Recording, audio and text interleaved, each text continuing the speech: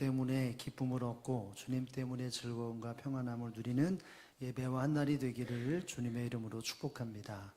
오늘 본문을 통해서 풍랑을 만난 요나라고 하는 제목으로 은혜 말씀을 나누기를 원합니다.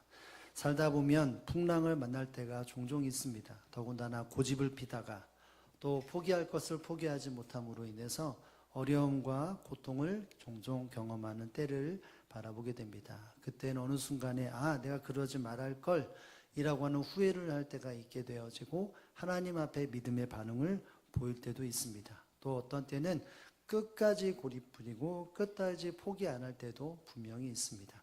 근데 결국은 하나님의 뜻이 이루어져 나가는 것이 바로 성도들의 삶이라고 말할 수 있을 것입니다. 오늘 본문에도 보면 바로 요나라고 하는 선지자가 활동했던 그 시대 속에서 하나님이 어떤 하나님인지를 요나서는 분명히 이야기를 하고 있습니다. 여러분, 요나라고 하는 사람은 선지자였고 특별히 남북으로 분열된 시대 속에서 선지자 활동을 했던 사람입니다. 이 요나는 북이스라엘에서 활동했던 선지자입니다. 특별히 이 북이스라엘이 722년에 아수르라고 하는 나라로에서 멸망을 받는데 그때가 이르기 전에 약 50년 전까지 활동했던 선지자가 바로 요나 선지자였습니다. 여러분, 아수르라고 하는 나라로 인해서 북이스라엘의 멸망을 당했는데 어느 한순간 쳐들어와서 끝난 것이 아니라 그 전부터 계속해서 이스라엘 백성들을 괴롭혔던 나라가 바로 이 아수르라고 하는 나라였습니다. 그렇게 생각한다 보면 이 요나가 활동했던 시대에도 역시 이 아수르라고 하는 나라는 이스라엘 백성들, 북이스라엘 백성들을 괴롭히고 아픔을 겪게 만들었던 나라였다는 사실들을 우리는 기억할 수 있어야 합니다.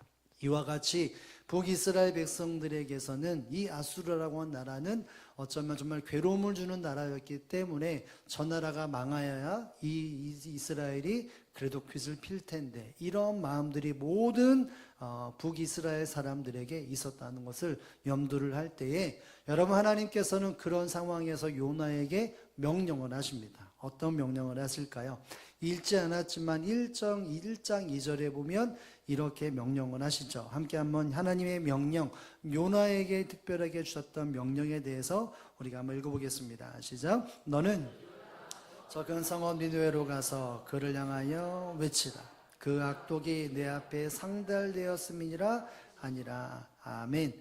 요나에게 말합니다. 너는 일어나서 저 큰 성읍 니느웨로 가서 그것을 향하여 외치라 라고 말합니다. 니느웨라고 하는 큰 성에 가서 외치라는 것이죠. 그 악독이 내 앞에 상달되었다. 너희들의 악함과 그 모든 것들이 하나님께 상달되어져 이제 심판과 재앙이 임한다 라고 하는 그 말을 외치라는 것입니다. 그럼 단순히 외치는 것이 아니라 그 뒤에 본심인 그러니까 회개하라, 그러니까 돌이켜야 한다 라고 이 말을 너는 일어나서 니느웨 가서 말하라 라고 이야기를 말했습니다. 여러분, 하나님의 선지자는 하나님의 뜻에 무엇하는 사람일까요? 순종하는 사람입니다. 하나님의 말씀이라면 묻지도 말고 따지지도 말고 이 말씀 앞에 반응하는 것이 하나님의 선지자의 본분이고 사명이라는 것을 우리가 압니다. 그런데 이 요나는 하나님의 이 명령을 받은 상태에서 어떻게 했을까요? 하나님의 명령을 따르지 않습니다. 그가 있던 그곳에서 바로 니느웨라고 올라가서 외치라고 말을 할 때에 이 요나의 마음속에는 다른 어떤 나라도 회복되고 은혜를 받고 하나님의 재앙이 멈춰버리는 것은 합당한데 저 니느웨라고 하는 것은 절대로 그와 같은 회복이 일어나지 말아야 할 장소라고 하는 생각을 가졌습니다. 왜일까요? 이 니느웨라고 하는 곳이 어떤 곳이죠? 아수르라고 하는 나라의 수도였습니다. 여러분, 그러다 보니까 이 요나의 마음속에는 다른 어떤 나라는 다 망하더라도 저 니느웨는 당연히 그 땅도 망해야 되지만 이 땅은 절대로 회복이 있지 않아야 할 나라, 그래야 이 이스라엘 백성들이 좀 길을 피고 회복될 수 있기 때문에 그와 같은 마음이 있었다는 것이죠. 그래서 이 요나는 하나님 명령에 따라서 이 니느웨로 가야 되는데 니느웨로 가지 않고 어디로 갔을까요? 정반대로 가게 됩니다. 제가 혹시 PPT 지도를 띄워보겠습니까? 자, 예루살렘이라고 하는 것, 여러분 좌측 밑에 보면 예루살렘이 보이나요? 글씨가 작은가요? 네, 보이죠? 여러분 거기서 위로 한 1시 방향에 가면은 뭐가 있습니까? 빨간거죠. 니느웨가 있습니다. 여기가 아수르라고 하는 나라입니다. 거기로 가라는 것이었을까요? 거리를 본다면 약 한 800km 정도 됩니다. 우리가 여기서부터 부산까지가 몇 킬로죠? 약 400km죠. 곱하기 이 정도가 되는 길로 가서 너는 거기에 가서 하나님의 앞에 이것이 상달되었기 때문에 재앙이 임하기 때문에 너희가 회개하라 이렇게 말을 합니다. 그런데 이것에 순종하지 않았죠. 그래서 어디로 갑니까? 화살표가 왼쪽으로 쭉 갑니다. 어디로 갈까요? 저 스페인 밑에 있는 다시스라고 하는 곳을 갑니다. 로마를 지나서 이탈리아를 지나서 저기로 갑니다. 거리가 약 한 4,000km가 돼요. 여러분 이 요나는 하나님의 명령 앞에 이 땅에서 벗어나면 성경에 보면 여호와의 낯을 피하여 하나님이 명령하신 곳 내가 있는 곳에 가장 멀리 간다고 하는 곳에 간 겁니다. 왜요? 이 니느웨라는 땅에 가서 외치기가 너무나 싫었다는 것이에요. 하나님 말씀하셨고 명령하셨습니다. 야 그들을 품어라. 그들에게 하나님의 마음을 표현해라. 회개하여 돌이키라 라고 말할 때 그의 마음은 전혀 움직이지 않았습니다. 그래서 배를 탑니다. 야 내가 지금 하나님의 낯을 최대한 멀리 떠나야겠다라는 마음을 가지고 배를 올라타서 지도에 나왔던 것처럼 곱하기 5배가 되는 거리를 열심히 배를 타고 물론 앉아 있었겠지만 갑니다. 여러분 가는 도중에 어떤 일이 벌어졌습니까? 큰 풍랑입니다. 큰 바람이 일어서 배가 뒤집힐 환경에 처해 있게 됐습니다. 그래서 오늘 본문에 풍랑을 만난 풍랑의 요나라고 했는데 이 풍랑을 만납니다. 고집해서 하나님의 뜻에 정반대로 가다가 풍랑 큰 바람을 만나 수장의 위기에 처해 있습니다. 사람들은 직시합니다.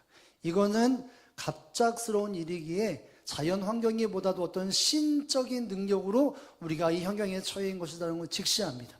그러면서 이것이 무엇 때문에 누구 때문이라고 말할 때 누가 딱 걸릴까요? 요나가 딱 걸립니다. 그래서 요나와 함께 사람들이 말합니다. 왜 이런 일이 일어난 것과 함께 어떻게 하면 이 문제를 이 위기를 이 풍랑에서 벗어날 수 있을까? 라고 고민할 때 한 사람에게 묻습니다. 장본인인 요나에게 묻게 됩니다. 당신은 어떻게 하는 것이 우리가 이 위기를 벗어날 수 있는가? 라고 말할 때 여러분 요나가 어떻게 무엇이라고 말을 할까요? 이 상황 속에서 이 풍랑을 만난 요나가 처하는데 제철하는데 어떤 제철하면 이렇게 말합니다. 12절의 말씀을 다 함께 한번 읽어볼까요? 시작.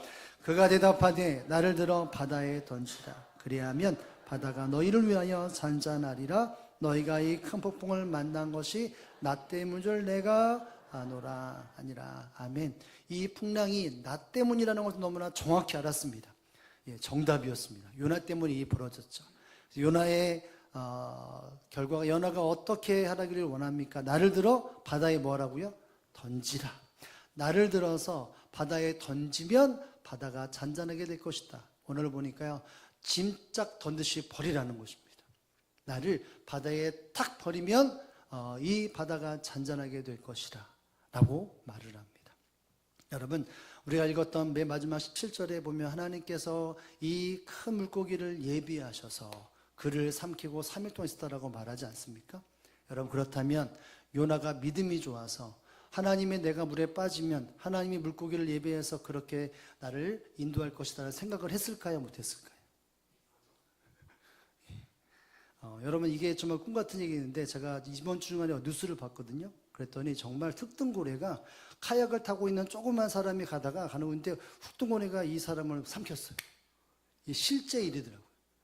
아버지가 아들을 이렇게 찍고 있는데 아들이 지나가는 그 모습에 흑등고래가 갑자기 나타나서 딱 먹었어요. 그러고 들어갔어요. 근데 흑등고래가 토했대요. 툭 받아서 나왔대요.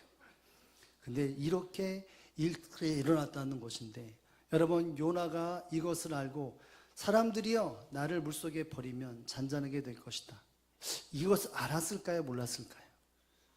여러분 알았다면 정말 믿음이 대단한 거죠.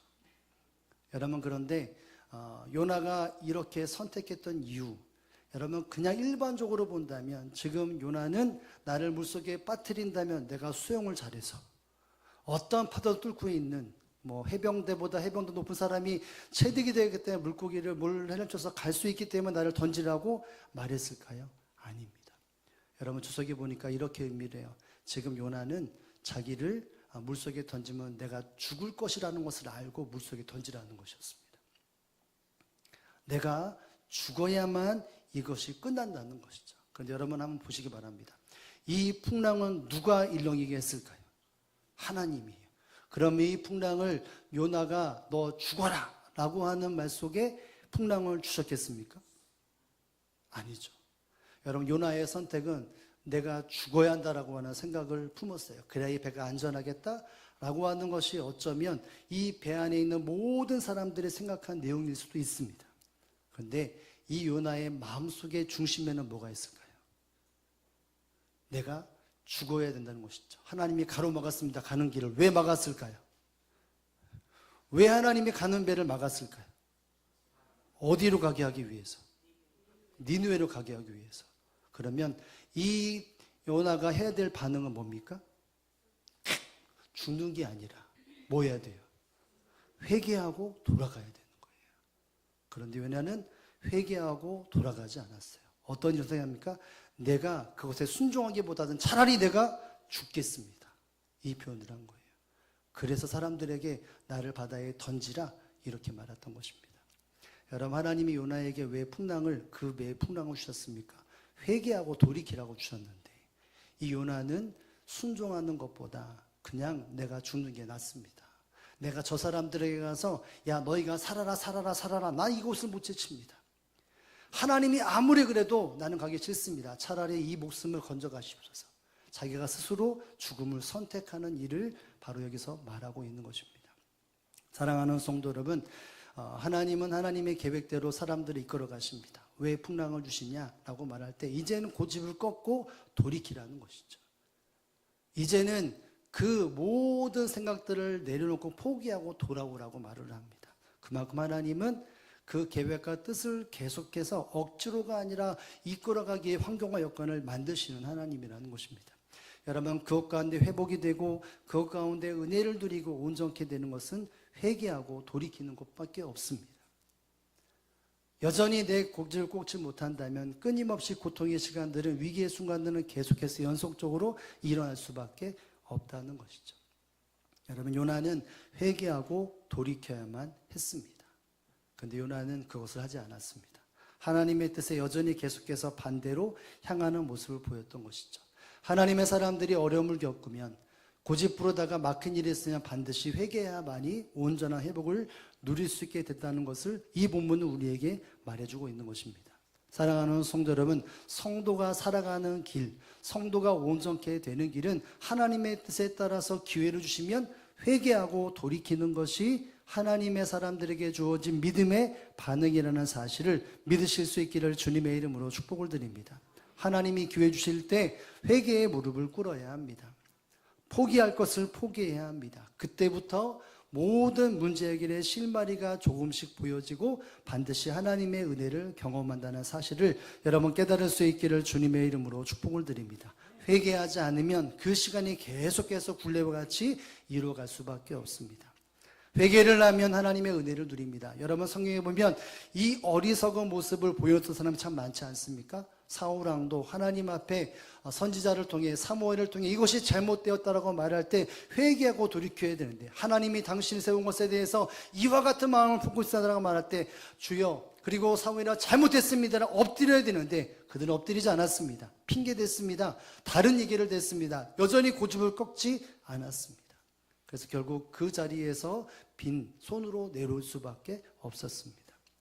여러분 우리는 하나님이 주시는 말씀 속에서 무엇인가를 정면히 깨달아야 그리고 적용해야 삶을 살게 됩니다. 여러분 우리의 많은 성도님들이 약 40여 명이 매일마다 몇 회 완료, 몇 회 완료, 몇 회 할 일을 5시 몇 분부터 쭉 올리게 됩니다. 12시 넘어서까지 계속 올리게 되는데 여러분 신약 지금 어디 읽고 있습니까? 로마서 읽기 전까지 어디 읽었어요? 마태복음을 읽었습니다. 여러분 마태복음 마지막 장 27장에 가보면 예수님이 이렇게 붙잡히는 상황에 쭉 연결이 되어지는데 여러분 예수님을 팔았던 직접적으로 행했던 사람이 누군가요? 가룟 유다입니다. 가룟 유다가 대제사장에게 돈을 받습니다. 은 30을 받고 예수님을 팔아넘기는 일을 이루게 됩니다. 여러분이 아마 성경에서 보면 다 기억할 텐데, 그가 예수님에 대해 그 마음을 품고 시간이 지날 때 성경에 보니까 그가 뉘우쳤다라고 말합니다. 아, 내가 잘못했구나 라고 하면서 은 30을 가지고 대제사장에게 가져갑니다. 그리고 돌려줍니다. 그랬더니 이것은 네가 네 스스로 감당하라 라고 말합니다.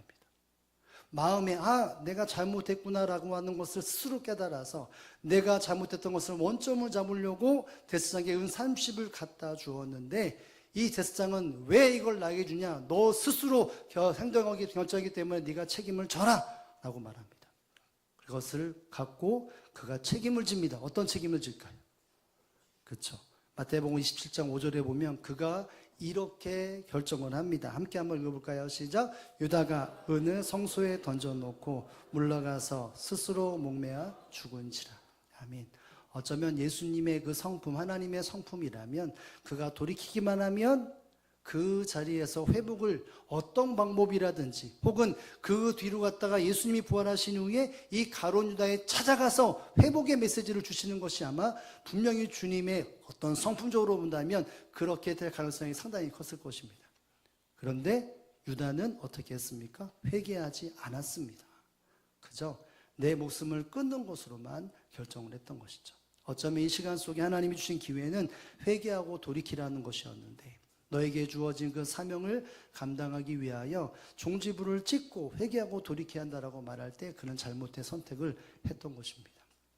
사랑하는 성도 여러분, 하나님의 사람들에게 하나님은 반드시 은혜를 베푸시는 하나님이십니다. 잘못된 선택으로, 잘못된 고집으로 삶을 다른 곳으로 달려가는 이 인간에 있다 할지라도, 그 길에 있다 할지라도 하나님은 반드시 회복을 주시는 하나님이십니다. 이게 뭘까요? 바로 회개를 통해서 회복을 주시고 은혜를 회복케 하시는 하나님이라는, 주님이라는 사실을 알아야 합니다. 그래서 말씀해 보면 사자의 확신이라고 하는 주제 안에 요한일서 1장 9절에 보면 이런 말씀이 있죠. 우리 함께 읽어볼까요? 시작. 만일 우리가 우리 죄를 자백하면 그는 미쁘시고 의로사 우리의 죄를 사하시며 우리를 모든 불에서 깨끗하게 하실 것이요. 아멘. 여러분, 죄를 지고 고집하다가 어려움을 만난다면 그것이 끝이 되지 말아야 합니다. 어떤 곳으로 연계됩니까? 여기에 보면 우리 죄를 자백하는 자리에 나아가야 합니다. 왜요? 하나님은 이 모든 것을 계획하고 계십니다. 자백만 하면 하나님이 어떤 분이실까요? 미쁘시고 의로우신 분이다. 믿을 만한 분, 미쁘신 분이라는 것이죠. 그 주님께서, 하나님께서 그 모든 죄들을 사해 주신다 라고 말씀하시면서 불에서 깨끗하게 하신다라고 말합니다. 절망할 수밖에 없고 포기할 수 없는 환경 속에서 하나님 앞에 회개하고 돌이키기만 하면 그들을 붙잡고 그들을 얽매였던 그 모든 자에게서 돌이키게 만들고 회복시켜 주신다라고 분명히 말씀하고 있는 것입니다. 사랑하는 성도 여러분, 그렇기 때문에 인생의 풍랑을 만난다면, 어려움을 만난다면, 고집피다가 다른 곳으로 가는 일정에 있다면, 우리가 하나님 주시는 기회 속에 멈춤을 준다면 무엇해야 합니까? 고집 부리지 말고 회개해야 합니다. 나는 죽어도 싫어요, 요다처럼 반응하는 것이 아니라 하나님, 내가 잘못했습니다, 이렇게 바짝 엎드리는 것이 바로 믿음의 성도라는 사실을 믿으실 수 있기를 주님의 이름으로 축복을 드립니다. 보네 톤슨이라고 하는 사람이 이런 말을 했습니다. 인간의 모든 행동 중에 진솔한 회개야말로 가장 성스러운 것이다. 여러분, 하나님이 이 땅에 믿음의 사람들에게 주어진 것들이 가장 성스러운 것이 많은데 가장 성스러운 것 중에 하나가 바로 진솔한 회개라고 말합니다. 그리고 또 그러나 인간의 오류 가운데 가장 큰 잘못은 바로 회개를 의식하지 않는 것이다. 사람이 왜 못됐고 왜 오류가 있느냐? 회개의 시간에 회개하지 않는다는 것이죠. 의식하지 않는다는 것입니다.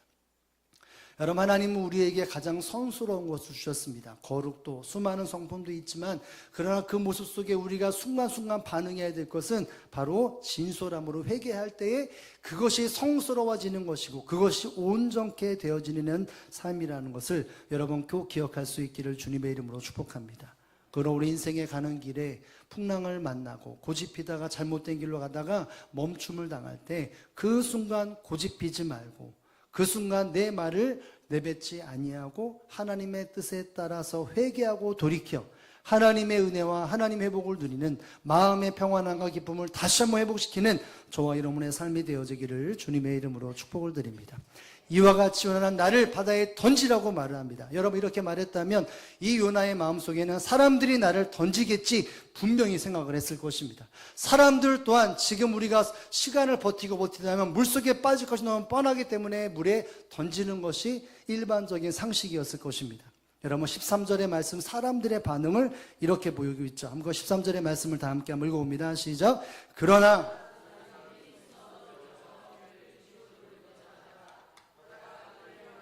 점점 흉흉함으로 능히 하시는지라. 아멘. 여러분 사람들이 어떻게 합니까? 힘써 노를 저어 배를 어디로 돌리고자 했다고요? 육지로. 여러분 육지로 돌린다는 것은 이 문제를 해결하려고 애썼던 것이죠. 힘을 써서 노를 저었다라고 하는 이 말은 장애물을 해치고 앞으로 돌진한다라고 하는 어떤 행위를 드러냅니다. 주석에 보니까 이렇더라고요. 폭풍 가운데 세창이 흐르는 파도를 뚫고 앞으로 나아가려고 하는 선원들의 애절한 노력을 생생히 보여주고 있는 것이 바로 힘써 노를 저었다라고 하는 표현이라고 말을 합니다. 여러분 요나의 마음속에 분명히 사람들이 나를 바다에 던질 거라고 생각을 했지만 사람들은 어떻게 합니까?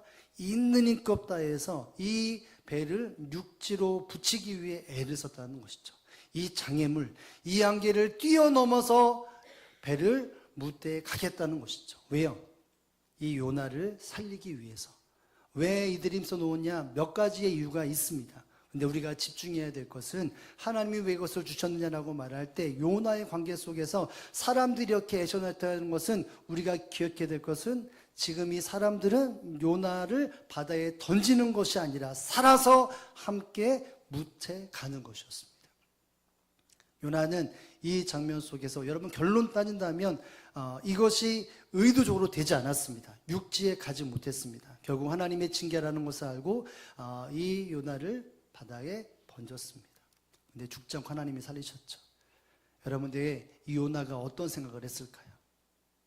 요나는 지금 하나님의 명령에 따라 저 죽어가고 저주받아야 할 저 사람들, 이 현실 속에서 보면 물속에 빠져 죽을 수밖에 없는 그와 같은 사람들이 수두룩하게 있는데 나는 그 일을 감당하기 싫습니다. 그냥 죽게 내버려 둔다라고 하는 마음을 가지고 배에 탔는데 지금 같은 민족도 아니고 혈연도 아니고 일명식도 없고 아는 관계도 없는 사람들은 나를 살리고자 그렇게 애를 쓰는 모습을 보면서 어떤 생각을 했을까요?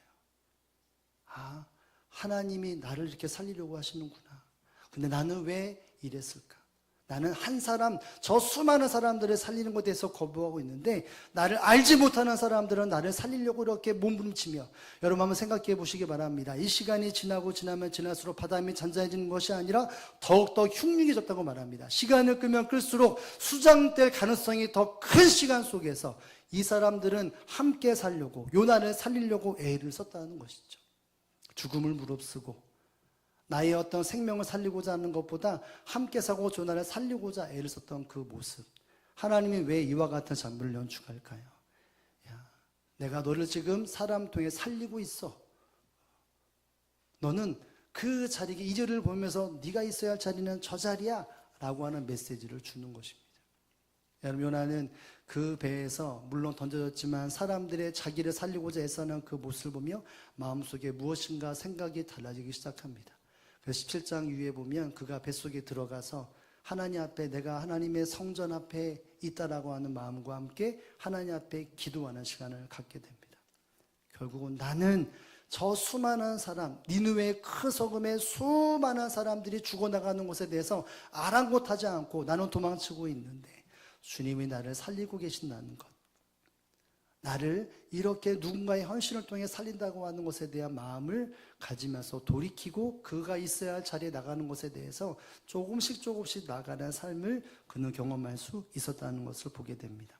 사랑하는 성도 여러분, 하나님 앞에 내가 누군가에게 은혜를 베풀고 내가 헌신하고 봉사할 때 때로는 정말 싫어하는 것이 있고 내가 왜 굳이 이런 생각을 할 때가 있습니다. 근데 우리 잊지 말아야 될 것이 무엇이냐면 내가 그 사람처럼 그 자리에서 누군가를 통해 은혜를 받고 있다는 사실들을 기억할 수 있어야 하는 것입니다. 내가 굳이 왜 저렇게 헌신하고 내가 굳이 왜 저렇게 희생해야 되느냐? 나는 정말 싫은데. 그런데 하나님은 그러실 것입니다. 너는 그 수혜를 먼저 받은 자라고, 그 수혜를 받고 있는 자라는 것을 바로 하나님은 그것을 깨닫게 하신다는 것입니다. 여러분, 주님께서는 모든 사람들의 거저 은혜를 주셨습니다. 그 은혜를 받은 사람들이 은혜를 가지고 순종의 삶을 살았고 헌신의 삶을 살지 않았습니까? 여러분, 요한복음에 가보면 13장에 가보면 예수님께서 제자들에 대하여서 발을 씻기시는 장면이 나옵니다. 16장에는 섬김에 대한 이야기가 잠시 비추다가 17장에 보면 예수님이 제자들의 발을 씻기는 장면을 보여주게 되어지는데, 여러분, 제자들이 예수님의 이렇게 수건을 동이고 물통을 대야를 가져와서 씻기실 때 제자들이 어땠을까요? 예수님이 저러시면 안 되는데 그럼 누가 해야 될까요? 여기 있는 사람이 해야 할 텐데 나는 빼고, 이 생각을 하지 않겠습니까? 근데 예수님은 그 모습을 보여주셨어요. 내가 이거를 왜 해야 되느냐? 예수님은 왜 나를 불편하게 하실까? 이런 생각도 하지 않았겠습니까? 예수님이 그렇게 다 행하셨습니다. 그러면 저희들에게 하신 말씀이 무엇이었죠? 13장 14절에 보면 이렇게 말씀하셨습니다. 우리가 다 하신 말씀인데요, 함께 한번 읽어봅니다. 내가 주와 또는 선생이 되어 너희 발을 씻겼으니 너희도 서로 발을 씻어주는 것을 옳으니라. 아멘. 서로 발을 씻어주라라고 하는 명령을 하셨는데, 그 앞에 뭡니까? 내가 너희 발을 씻었으니 너희가 그 은혜를 받은 사람이기에 너희가 보기 싫고 내 고집을 꺾게 만들고 나를 섬기라고 말하는 저 사람들을 섬기라고 말합니다. 받은 은혜를 가지고 은혜를 흘려보내라고 말을 하는 것이죠. 여러분, 제자들은 가만히 생각해보면 제자들은 다 주님께로부터 선택을 받았고 은혜 받은 것이 먼저였습니다. 그리고 그 은혜를 가지고 사람들에게 내보내고 그것에 순종하라는 것이 주님의 가르침이었습니다. 여러분, 예수님의 제자들에게는 끊임없이 이것을 보여주셨습니다. 특별히 예수님의 제자들을 이렇게 전도 훈련을 시키셨을 때 이와 같은 중심에서 말씀하신 것이 있습니다. 마태복음 10장 8절에 보면 이런 말씀인데 함께 한번 읽어봅니다. 시작. 병든 자를 고치며 죽은 자를 살리며 나병 환자를 깨끗하게 하며 귀신을 쫓되 너희가 거저 받았으니 거저 주어라. 아멘. 여러분, 제자들이 예수님과 함께 훈련을 받다가 예수님이 명령합니다. 야, 너희가 가서 복음을 전해 라고 말하면서 거기들에게 찾아서 그들의 요구를 채워줘. 그들이 병들었다면 고쳐주고 귀신 들었다면 고쳐주고 그들이 무엇이 있다면 다 채워주는 자가 되어라 라고 전도의 사명을 주셨습니다. 제자들은 좀 막막했을 것이에요. 예수님이 당하신 걸 옆에서 봤기 때문에. 그런데 그들이 가야 합니다. 그들이 발이 움직여야 되고요. 그들이 입술이 열려져야 돼요. 그래서 손이 움직여야 합니다. 헌신해야 되고 모든 것을 쏟아부어야 하는 시간 앞에서 예수님이 이렇게 하라고 말씀하셔서 무엇을 말했죠? 마지막에 보면 결국 어떤 말? 너희가 거저 받았으니 거저 주어라. 너희가 그들을 위해 헌신하고 그들을 세우고 그들의 괴로움을 풀어주는 자가 되어야 한다. 왜요? 거저 받았기 때문에 거저 주라는 것입니다. 받은 것이 무엇인지를 기억하고 그것을 흘려보내라고 하는 것이 예수님이 제자들에게 명령하시고 가르쳤던 방법이었던 것입니다. 사랑하는 성도 여러분, 하나님의 사람들이 하나님의 뜻에 따라 헌신하고 봉사하고 희생하는 그 모든 것은 내가 받은 것이 없는 가운데 하라는 것이 아니라 받은 것이 있기 때문에 하라는 하나님의 강조의 말씀이라는 사실을 여러분 믿으실 수 있기를 주님의 이름으로 축복을 드립니다. 하나님은 너희가 수혜를 베풀어라고 말씀하시지만 엄밀히 말하면 그 수혜 받은 자가 먼저 나라는 사실들을 기억할 수 있어야 하는 것입니다. 사랑하는 성도 여러분, 저와 여러분이 하나님의 뜻에 따라 희생하라고 말씀하시고 봉사라고 말씀하시고 헌신하라고 말씀하실 때 저와 여러분 어떤 반응을 가지고 살아갑니까? 에이, 주님, 저 아직 아닙니다. 저 사람에 다가가고 저 위치에 서라고 말할 때 하나님, 저는 아닙니다. 제가 왜 굳이 저렇게 해야 됩니까? 제가 왜 굳이 저렇게 헌신해야 합니까? 시간과 물질과 모든 것을 들여서 내가 왜 그렇게 해야 합니까? 라고 말하지 않습니까? 마치 내가 아무것도 받지 않는 것처럼. 여러분, 주님은 분명히 그 시간 속에 우리 깨달음을 주실 것입니다. 야, 네가 먼저 수혜받은 사람이기 때문에 거저 받았으니 얻어 주어야 한다 라고 말씀하시는 것이죠. 하나님으로부터 우리가 사랑을 받았습니다. 돌봄을 받았습니다. 주님의 은혜를 경험했습니다. 여러분, 그렇기 때문에 우리는 은혜 베풀라고 하는 자리, 헌신의 자리, 사명의 자리, 보다듬어줌의 자리, 사랑으로 용서하는 자리에 우리는 가 있어야 합니다. 왜요? 내가 지금 무엇인가 해야 되는 것이 아니라 내가 받았기 때문에 흘려보내는 것입니다. 하나님의 마음으로 내가 받은 것을 흘려보내는 것이 바로 믿음이며 순종의 삶이라는 것을 여러분 기억할 수 있기를 주님의 이름으로 축복합니다. 부모가 자녀들을 양육할 때마다 적어도 이런 생각을 할 것입니다. 야, 정말 형제들이 많으면 싸우지 좀 말고 같이 우애 좋게 지내라 라고 하는 생각을 분명히 하게 될 것입니다. 그런데 때로는 그렇지 못한 모습이 답답함에도 보입니다. 저희가 아이들한테 저희 아들 3명을 밤에다가 차 넣어놓고 말씀을 함께 읽었습니다. 한 장을 다 읽고 나서 어떤 것을 느꼈는지 이야기를 한 적이 있는데 그 내용이 뭐냐면 주님을 제일 사랑해야 한다. 무엇보다 누구보다 사랑해야 한다라고 말 속에 이런 말씀이 있습니다. 형제를 미워해라. 그 말은 형제를 미워하는 것보다 주님을 사랑하라는 말인데 그 말씀을 딱 읽고 나서 어떤 아들이 그럽니다. 아빠 말씀 보는데 형제를 미워하래요. 형을 미워하고 동생을 미워하래요. 이 말을 받아. 미워하라고 이 말씀에 순종해야 되니까 미워해야 한다고 그렇게 말하는 거예요. 그것을 읽으면서 저는 그러니까 주님을 사랑하고 주님을 먼저 사랑한다. 그 사랑을 알면 이제 형제도 사랑한다라고 하는 것에 대한 마음을 때 그것에 꽂힌 거예요. 미워해야 한다. 여러분 하나님의 마음은 분명히 정했지 않습니까? 내가 받은 은혜를 가지고 하라는 것입니다. 아무것도 없는 것을 하는 게 아니라 받은 은혜를 가지고 그냥 움직이면 내가 일하고 내가 행하게 된다라고 하는 것이죠. 여러분 우리가 왜 순종하지 못하고 왜 다가가지 못하고 왜 보다듬어지지 못하고 왜 사역의 자리, 헌신의 자리, 인내의 자리에 가지 못합니까? 내가 받은 은혜를 잊었기 때문인 것입니다. 하나님 나를 보다듬어주고 참아주셨다는 것을 잊어버렸기 때문인 것이죠. 그것을 기억하면 어디든지 가라면 오케이 아니겠습니까? 하나님이 이것을 여시고 이것을 통해 주의 뜻이 이루어져 나가는 그 모습. 그러므로 사랑하는 우리 대형교회 성도 여러분, 풍랑을 만날 때 우리가 반응해야 합니다. 어떤 반응해야 합니까? 고집을 내려놓고 회개해야 합니다. 그것에서부터 회복이 일어납니다. 그리고 또 하나가 있다면 그 모습 속에서 내가 수혜자라는 사실들을 회복하는 것입니다. 내가 은혜 받은 자라고 내가 받을 수 없는 은혜를 받은 자라는 것을 기억하며 주님이 이끄시는 대로 주님이 순종하는 자리에 순종함으로 내가 회복되어지고 하나님의 역사를 이루어드리는 저와 여러분의 삶이 또 이 한 주간이 되어지기를 주님의 이름으로 축복을 드립니다.